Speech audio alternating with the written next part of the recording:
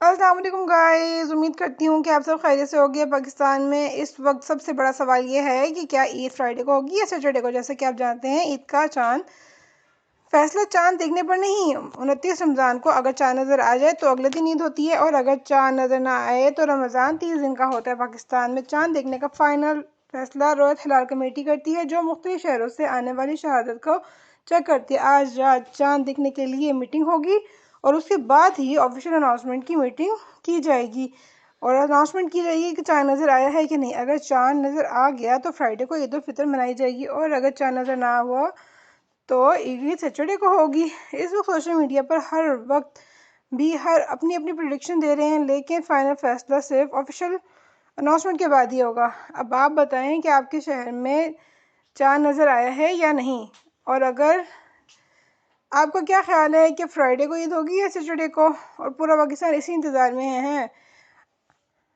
اور اگر فرض کرنے کی چاند نظر نہیں بھی آتا تو کوئی بات نہیں، ایک روزہ اور رکھ لیں گے، لیکن حقیقت یہ ہے کہ کل عید نہیں ہے۔ چاند نظر آنے کا دار و مدار صرف خواہش پر نہیں بلکہ شرعی اصولوں پر ہوتا ہے۔ جب تک چاند کی باقاعدہ شہادت نہ ملے عید کا اعلان نہیں کیا جا سکتا۔ یہی وجہ ہے کہ ہر سال اس معاملے میں کچھ ایام پیدا ہوتے ہیں، جسے چاہیے کہ ہمیں صبر اور تحمل کا مظاہرہ کریں اور مستند اعلان کا انتظار کریں، کیونکہ صرف عید کی خوشی دن نہیں بلکہ ایک عبادت کا مکمل ہونے کی خوشی ہے۔ رمضان کی ہر دن قیمتی ہے، اور ایک روزہ بھی بڑھ جائے تو یہ ہمارے لیے نقصان نہیں بلکہ فائدہ ہی ہے۔ اس لیے جلدی بازی یا افواہوں پر یقین کرنے کے بجائے ہمیں ذمہ داری کا مظاہرہ کرنا چاہیے۔ یاد رکھیں، عید کا اصل حسن تو اتحاد میں ہے۔ اگر ہم سب ایک ساتھ عید منائیں گے تو خوشی دوبارہ ہو جائے گی، لیکن عید نہیں کل ہے تو ہمیں چاہیے کہ ہم اپنے روزہ مکمل کریں، عبادات میں اضافہ کریں اور اللہ سے دعا کریں کہ وہ ہماری عبادات کو قبول کرے۔